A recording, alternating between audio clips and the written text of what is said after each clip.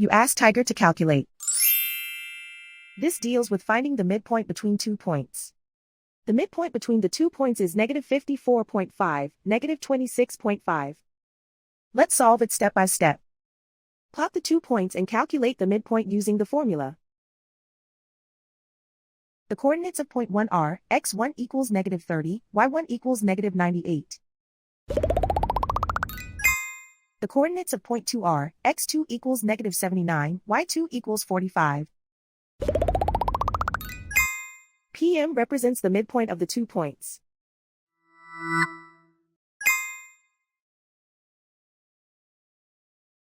Use the x values in the midpoint formula to find the midpoints x. x1 equals -30. x2 equals -79. Simplify the arithmetic.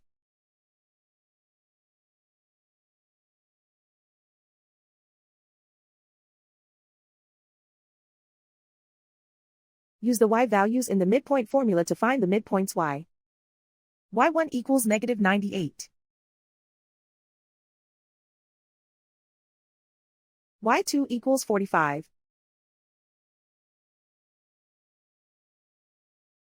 Simplify the arithmetic.